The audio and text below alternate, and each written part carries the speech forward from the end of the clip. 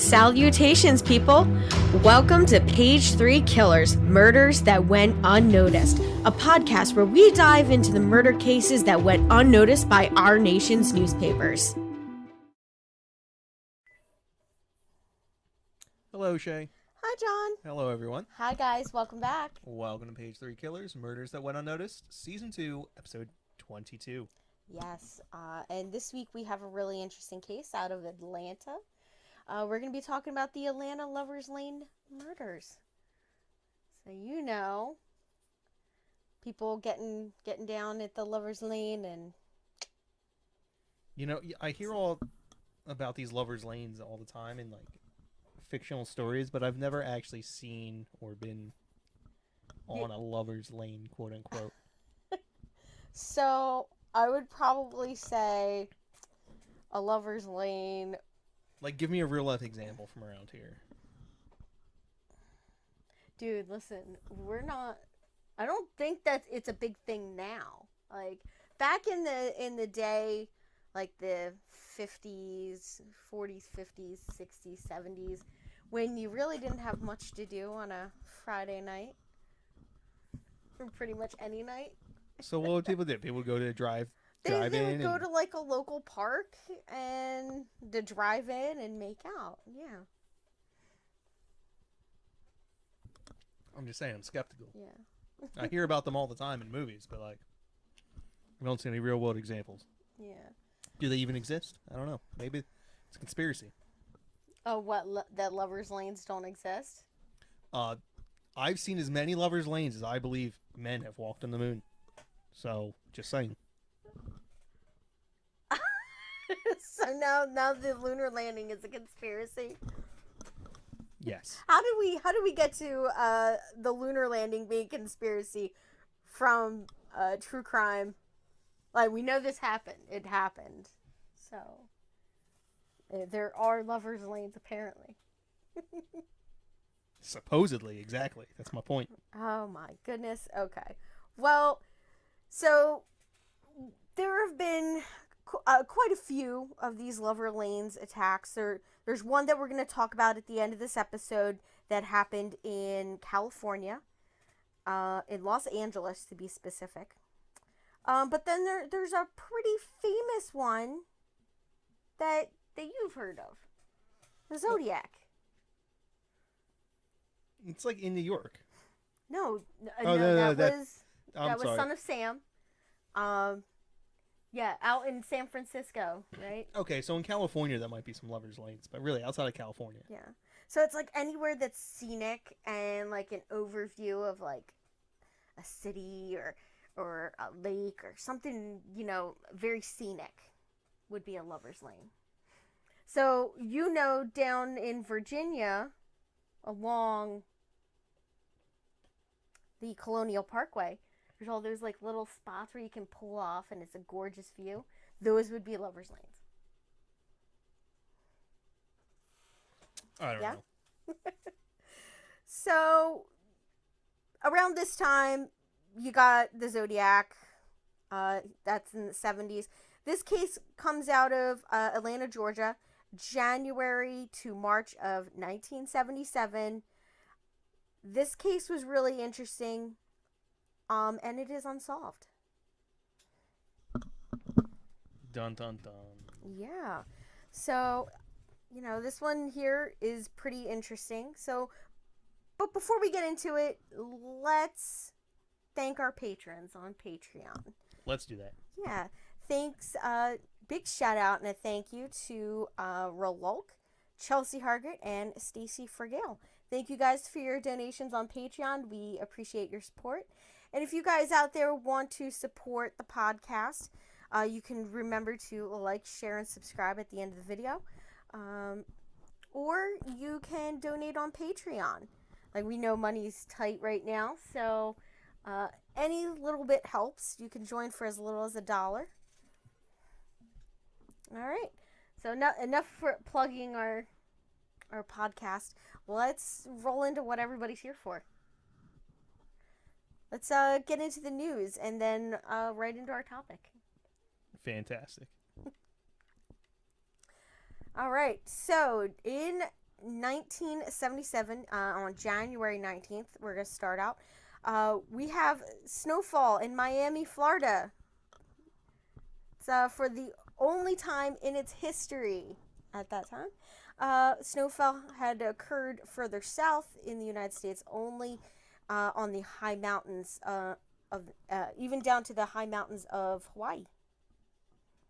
So yeah, So I wonder if school got canceled. I'm sure school got canceled. We saw Texas absolutely shut down over 2 inches of snow.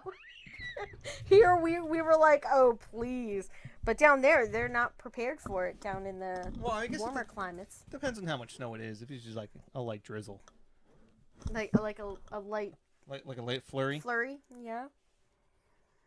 Well, to us, an inch is a light flurry. Oh yeah, but To them, it's enough to shut down everything because you got to remember they don't have snow shovels. I almost said show snovels. They don't yeah, have. but that's what I'm saying. Like you're not gonna need that much snow removal equipment for some flurries. Yeah. Although I remember one time we got a snow day and it didn't even it barely rained because like 3 days before or like a week before or something like that. Uh, they called for like an inch of snow and they made us go into school and we got like 6 inches and we ended up getting like 2 hours to get home because the buses couldn't handle it. Goodness. And so they got like super conservative about stuff. And they were calling for like an inch or a half an inch the next day. And then so they just canceled school altogether before they even had a chance. And then like it drizzled a little bit. And you were like, yay, free snow day.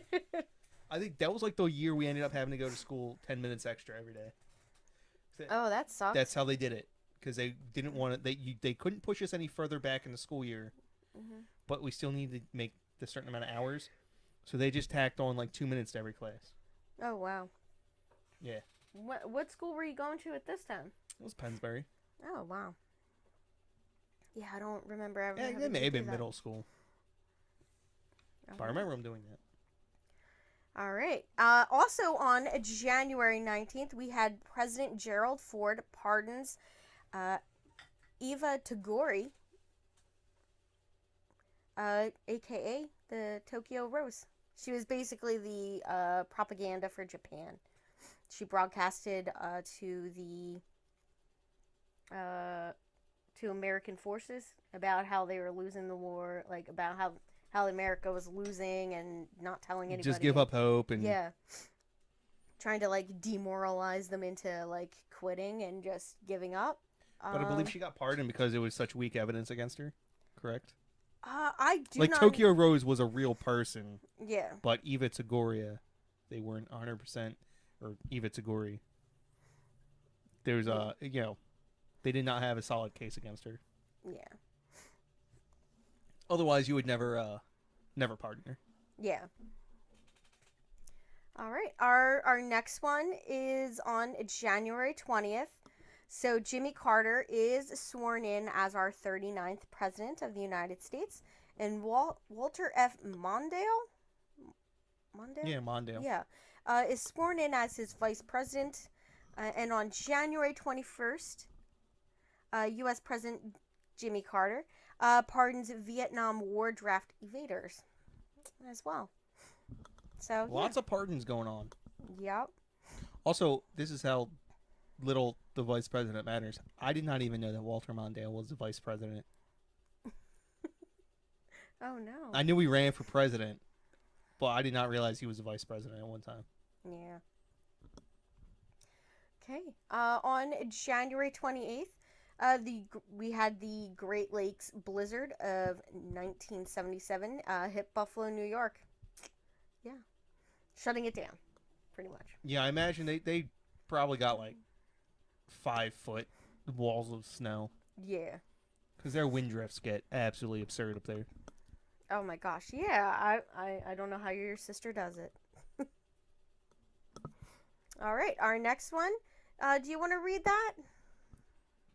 The United States Conference of Catholic Bishops rules that divorced Catholics, including those who remarried outside of the church, are no longer automatically excommunicated and can still attend Mass, but if they remarry without obtaining a church annulment, cannot receive Holy Communion and confession. That seems a little like messed up. I'm not gonna lie. Yeah, I don't know if this has been revised since, it probably has. but if you can never confess, then you can never have your sins Absolved. Yes. absolved. So literally, you get divorced, you're going to hell. Period. Done. No questions asked.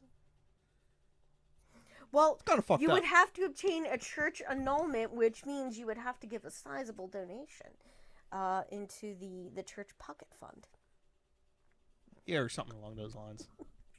Yeah. Well, they got to pay for all the fancy crap that they have anyway, right? I'm aware of one person who has ever gotten, other than people who've gotten like super drunk, but even then, it's not a Catholic annulment. I know of one person who's gotten a Catholic annulment. Really? One. Huh. Yeah, it's probably not a common thing. And I have no idea how they obtained such annulment. Yeah. I mean, there are slightly less judgy religions out there. I don't know. Yeah, the Catholics can be a little. I mean, I grew up Catholic, so. Yeah, I know. It's okay. All right. They're just a little particular, that's all. Yeah. Now, on May 16th, we have a 20-passenger S-61L helicopter topples sideways at takeoff from the roof of the Pan Am building in Midtown Manhattan. 4 passengers are killed by the turning rotors, and a woman at the street level is fatally struck by a fallen blade. Oh, that's gotta suck. Yeah. You're just walking down the street and a blade falls on your face. Yeah. It's like Sling Blade, but like a lot worse. Yes.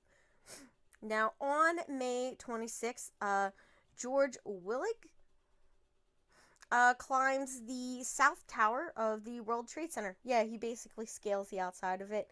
Oh, he Spider-Man's it, right? Yeah, and this is a few years after somebody tightrope ropes between the two. Yeah, this is like that time where like stunt people are like really famous. Evel Knievel and yeah, the people tight roping across the Grand Canyon, stuff like that. Yeah. So, our news stories so far haven't been that interesting. Well, the next one gets pretty interesting. And I probably think it should have been in our crime section. All right. So our next news story is on June 4th through the 5th. And that would be the Humboldt Park riot in Chicago. So part of this is criminal. The other half, is a reaction thing. So now the Humboldt Park riot was the second major conflict between the local Puerto Rican population of Chicago and the Chicago Police Department. So there was a riot. It started on June 4th of 1977, and it lasted for officially a day and a half. And that was following the shooting death of 2 Puerto Rican men, which set off the locals to start battling with police officers in Humboldt Park and the surrounding streets. The riot led the community to hold a Division Street Puerto Rican Day Parade, which started the following year in 1978. Good for them. Yeah.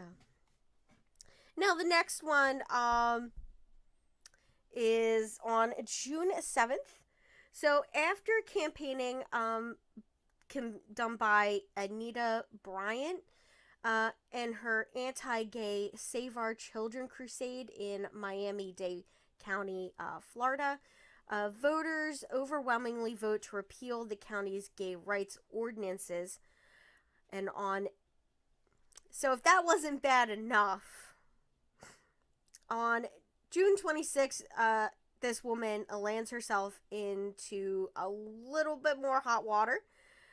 So about 200,000 protesters marched through the streets of San Francisco, protesting her anti-gay remarks and about the murder of Robert Hillsborough. Robert was brutally beaten and stabbed to death, by 19-year-old John Cordova, who was yelling, and please forgive me, guys, he was yelling the word faggot while he did it. So yeah, so she made some not very good statements, and got 200,000 people protesting her, which is crazy. What are you saving your children from? That's what I wanted. Yeah. From the gays? Yeah. Nowadays, they can raise children too. I can't remember. Is this before or after Stonewall? This is way after Stonewall. I'm pretty sure. I mean, this is 77. When did that happen? You're the one with before the phone. Before 77. Now, my favorite one on this list, though, is right here. So, on August 3rd, the United States Senate hearings on MK Ultra are held. Every time I read something about MK Ultra, it gets fucking crazier.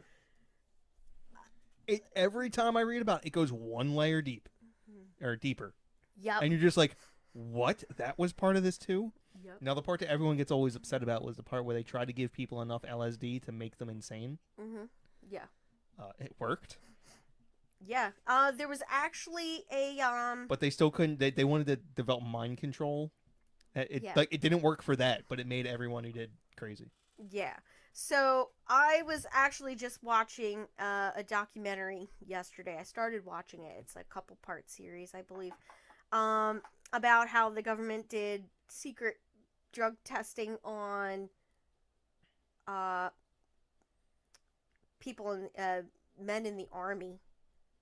They basically had them volunteer to take part in a study of, and at first they said it was safety equipment kind of thing, like it was like the latest in military technology, and that, you know, they were gonna like be testing out like vests and stuff like that, and giving their opinions.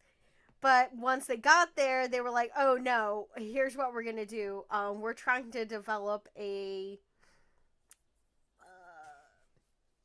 some sort of chemical warfare that would render people inert but not die. Like, it wouldn't kill them, but it would render them useless. Basically, they were just giving these guys a bunch of LSD and fucking drugs, and some of them went crazy.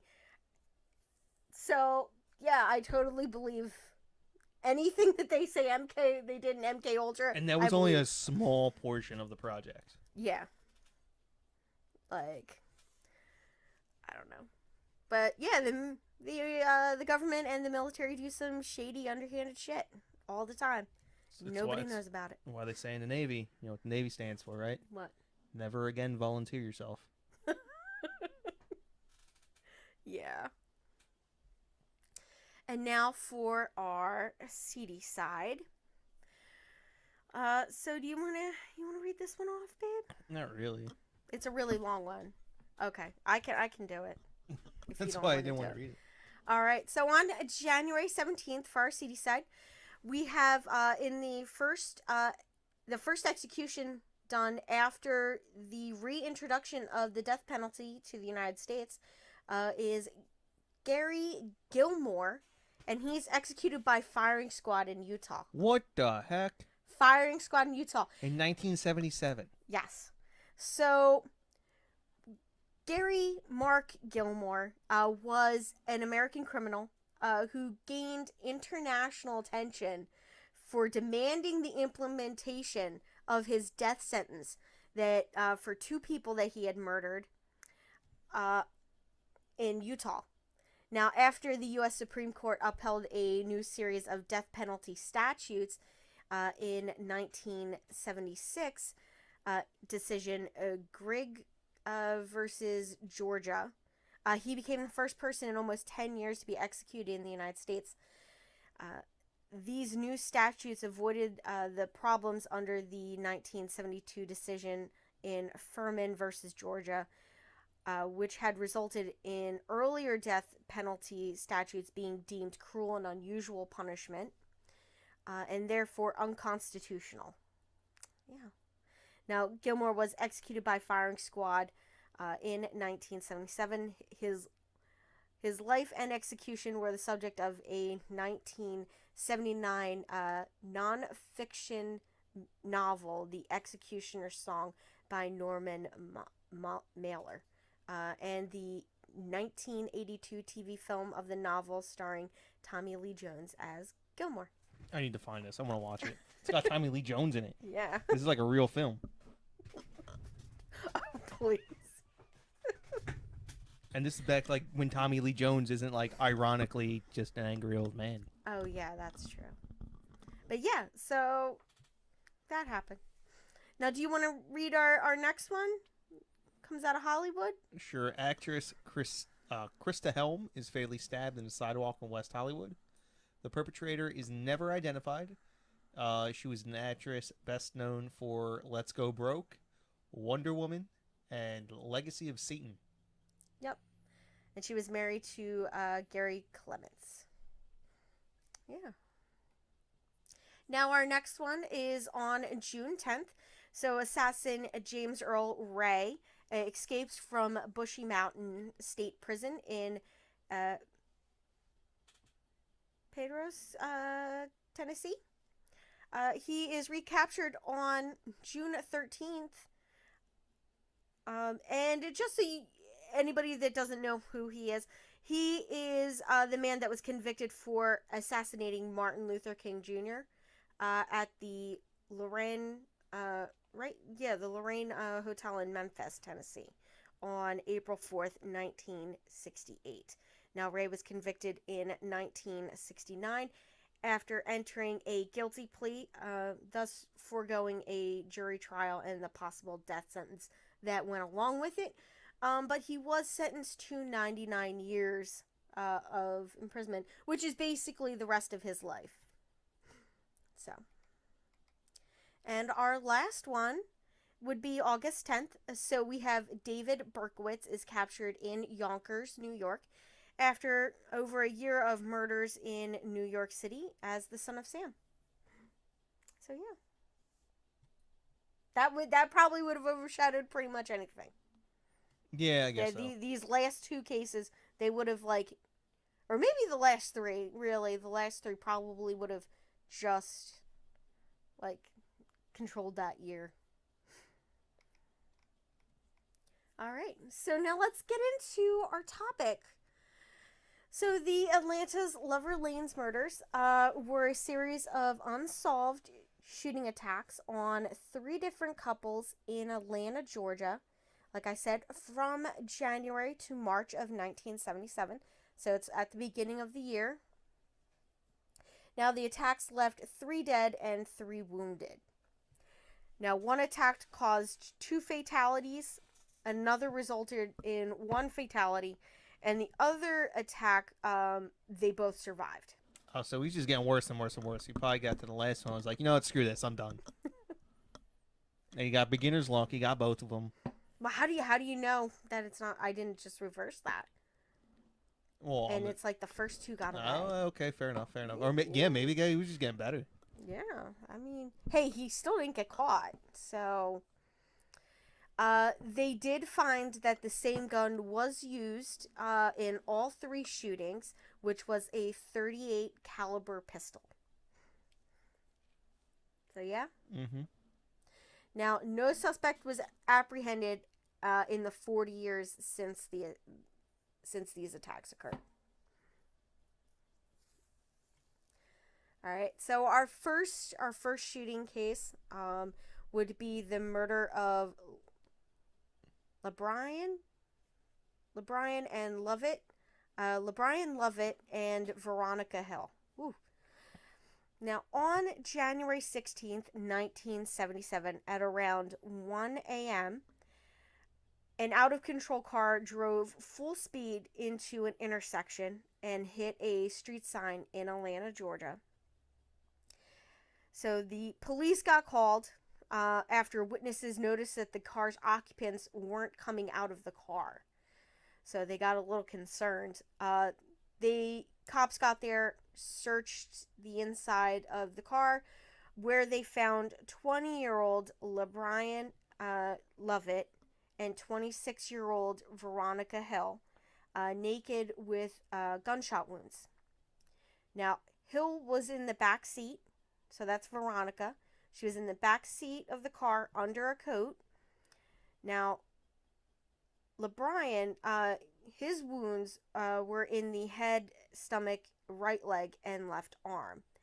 And Veronica's wounds were in her left leg and abdomen.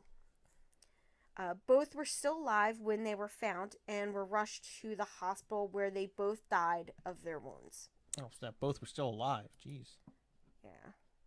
Now, during the investigation, it was noted that the couple were seen heading to Adams Park, which was a notorious hangout spot for couples, and specifically couples who were engaging in, a little hanky-panky. Some brown chicken brown wow. Yeah. Or brown chicken brown cow.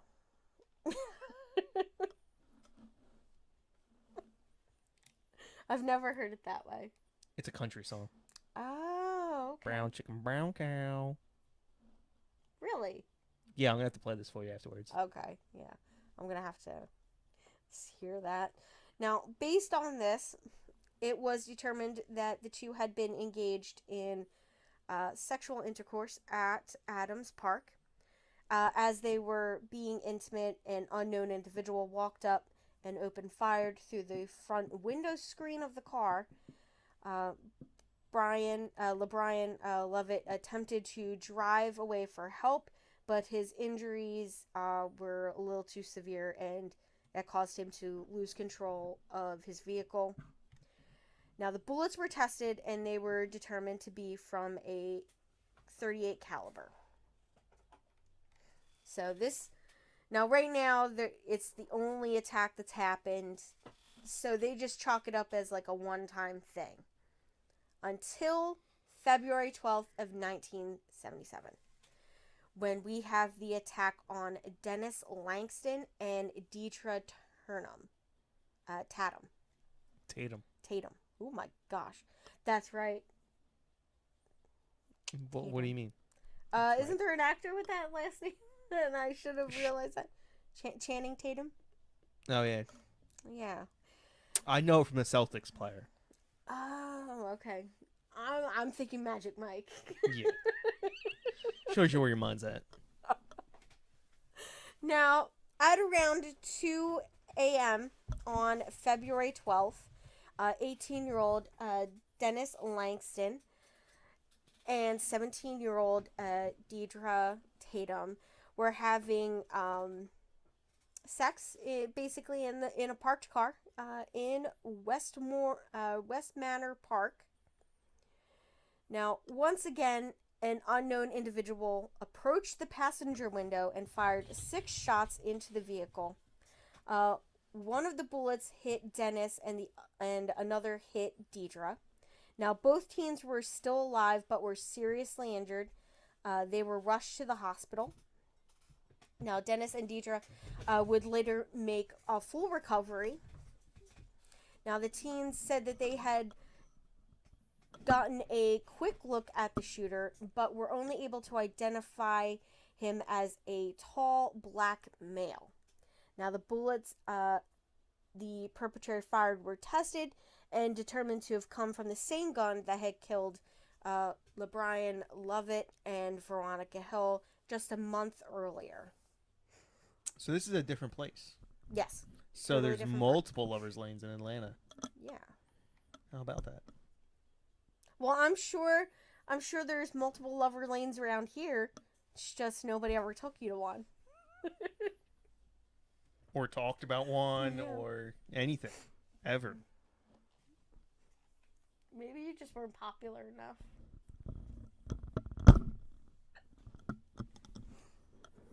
I'm gonna pretend like you didn't say that. Oh, It's it's true, a, but it's. I'm gonna pretend like you didn't say it anyway. I mean, listen, you slept through high The school. murder of Diane Collins. All right, let's move on. So on March 12th, 1977, 20-year-old Diane Collins and her fiance were in Adams Park. Now, they had seen a movie earlier that evening, and they were closing out their date at the park. You know, as most couples would. Now, the couple did not see the gunman as he drew near their vehicle. Or, yep. He shot 6 rounds into the passenger side window, killing Collins. And her fiance ended up being wounded. He got a gunshot wound to the head, but he survived. Now, after the attack, he managed to drive the car to his home where he was able to phone for an ambulance. Yeah.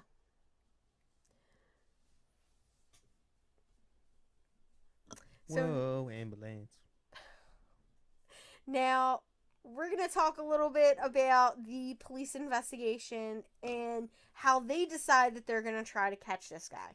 Now, it wasn't until late March when the police revealed to the public that the 3 shootings were linked together. Now, the same gun was used in all 3, and it had the same modus operandi for all 3 cases. Now, during the investigation, investigators noticed a pattern in the days of the shootings. Now, they theorized that the killer was following a 3-week schedule. So he would commit one of these shootings. He would take 3 weeks off. So he had his cooling off period, and then he would do another one. So the second shooting occurred 26 days after the first shooting, and the third shooting occurred 28 days later after that one. Now, you say it was a he. My theory right now was it's a woman, and she was on her period. Absolutely not. And then 26 days later, Three. she goes back on her period 3 weeks. and just has to kill someone. That's a pretty short duration. It says 26 days. And then 28 days. That's not even 3. That's 4 weeks. I don't This think is it was my a theory. woman. All right. This is my theory. Yeah. Women tend to use less violent means of killing people. I'm just saying. Now, they thought that if the killer was following a 3-week schedule, he would strike between the 6th and 8th of April. Now, between those days, undercover cops scoped out Adams Park and West Manor Park, waiting for the killer to strike. Now, the first day turned up nothing, which wasn't surprising, as the 3-week schedule theory was only a speculation. So, of course, they stayed out there for the whole amount of time. The killer was never apprehended on the 7th or the 8th either. In fact, the killer never struck again following That they know of. That they know of, yes. Now, nevertheless, the police still investigated the murders up until they basically got their funding cut for this investigation. They got page 3 by a local case. Yes. So anything else on that case did not go anywhere because the police had to switch over to investigating the Atlanta child murders, which they ended up catching that person that was committing those. Although there's a bit of the population that believe that he was oh my goodness, like Crazy person? No, they think that he was just a way for the cops to. Oh my gosh, I can't think of the word. A black flag? No, he was like a scapegoat that they just could pin it on him Oh, okay. to close it out to make people happy. But there were a lot of people because there was next to no black serial killers. So it was thought that a serial killer was a white thing, that it was predominantly white men that were serial killers. That's racist. They didn't think women or anybody of African descent could be a serial killer. They know different now, but yeah. So there was a quite a bit of people that felt that this guy that was captured for the Atlanta child murders was just basically, yeah. Although I believe he did admit to some of them at some point. So. Now, in 1980, the investigators said that the investigation into the Lover's Lane shooting had come to a dead end and that no suspects had been found. So, over the last 40 years, nothing has happened on this case. Boy, they couldn't even pull in a suspect? Nope. Yeah. So, I know this case was a little short. So, I did see another case that was kind of interesting that happened about 21 years before on the other side of the country out in LA. So this is a very similar case, in fact, extremely similar, except for one difference. LAPD actually catches their guy. So in 1956 in Los Angeles was in the middle of a crime spree, basically. So they had a series of rapes at a Lover Lane, which were the focus of the police. Now, lone perpetrator posing as a cop and terrorizing teenagers using the well-known makeout spouts. So he would target these young men and women in vehicles at lovers' lanes where he would sexually assault the women. Now, the LAPD is only able to get a vague description of the suspect as an African American male, and the investigation progressed.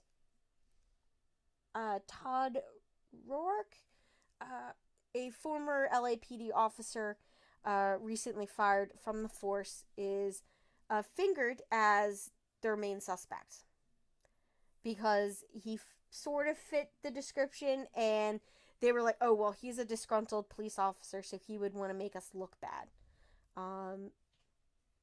Yeah. So that's who they thought did it. Like, all these, white cops. They were like, he did it. He's African American. He fits the, a little bit of the description. He's pissed off at the police department. Yeah, I think it's him. So they arrested him, and he's sitting in jail, awaiting trial for these crimes. Unfortunately, the murders continued to happen the attacks continued to happen even after he was arrested. So we have, there's one detective that he thinks, I don't know, I don't think this is our guy. And that would be Detective Danny Galito, who is basically one of the first Latino detectives ever hired at the Los Angeles Police Department. And he also he was on a couple of big investigations. So he was involved in the Black Dahlia investigation in 1947. I always forget how long they investigated that for. Yeah. And he was involved in the 1969 investigation into the Manson family and the La Bianca murders. So, yeah. And he was actually the first one on scene for the LaBianca murders, which is kind of crazy. Yeah, so he felt that, this guy obviously isn't the right suspect because these assaults have continued. So he basically talks his boss into staking out the lovers' lanes to see if they could catch this guy. Because he's like, obviously this guy is innocent, so let's do what we can. So they go out there and nothing happens. Now, they decide, he decides that they should switch things up. So in each car, instead of having two male officers, he said that, well, two guys sitting in a car at a lover's lane, that's a little weird because that doesn't happen. And the fact that they look like cops, like undercover cops, didn't help. So he was like, maybe if we had like one woman and one man sitting in the car. Unfortunately, at this time, LAPD only has one female officer working in the squad. 1956, I'm shocked they had any. Yeah, there was only one. Well, I mean, I guess it's LA. It's a pretty large department. Yeah. So there was just this one at this department. And so he says, well, we don't have enough women to put in the vehicles that would be useful. So, with the help of some Hollywood special effects, he creates some female officers out of the male officers. He basically dresses them in drag with makeup and the clothes and has them sit in these cars. And that proves to be a very good idea because now that this guy sees that there's no, what he thinks is no cops, he just sees, men and women in the cars together. He decides he's going to strike. And they end up apprehending their true perpetrator, which was Willie Roscoe Fields. And so, yeah. You see, I don't think this works for the other one. Well, like, why? Because the cops will just get shot. It's like, hey, who wants to go volunteer? We got to have you guys sit in the lover's lane for a while. I mean, I'm sure there's more female officers on the force by that point. Yeah, I mean, well, in 1977, they did do a stakeout. But I feel like that they were just watching. Failed. Yeah. I feel like that failed because it's not like they were trying to, like... Yeah, it's not like they were trying too hard. Convince them to approach the car. Yeah. But yeah. So I feel like maybe if they had went that little extra... But again, you're never going to get anyone to do it. Like, hey, listen, guys, we got this guy who's just been shooting up cars. Who wants to be in a car while he... Try and lure him in. Yeah. Well, yeah, I mean, it's going to suck either way. But, like, now the other guy, he's only going around raping people. Yeah. At gunpoint and knife point, I'm sure. Wait, really? I'm pretty sure he had a weapon that he threatened them with, which was why he was able to keep the men in line long enough. I assume that was because he was pretending to be a cop. I think, well, he did. He pretended to be a cop, but at the same time, like, I believe he had the women tie the men up so that they couldn't fight back, and then he would proceed with the rape. But if you guys want to hear more about that case, you guys can check out A Crime to Remember on ID Channel. They did feature this last little case from LA. And it was a really interesting episode. But yeah, so that is our episode for today. Lover's Lane's Murders. It's unsolved. Fantastic. If you guys know anything or want to look up more information on this, they might have a case file, a case number or something. If anybody has heard about it or knows anything, they can reach out to the Georgia police or the Atlanta police, I guess. But yeah. I'm going to go out on a limb and say no one who listens to this podcast was Yeah, alive in 1977. I listen. I believe we have some. They just might not be Certainly in this not. area. Certainly not alive in or around Atlanta, Georgia in 1977. Yeah. Yeah. So Could be wrong. That's our case for this evening. I hope you guys enjoyed it. We are going to be uploading a special over the next couple days for John's birthday and 4th of July. They're going to share one. And we're going to do something government related, something patriotic. Something patriotic. You know, because we're all about America. Yeah. Yeah.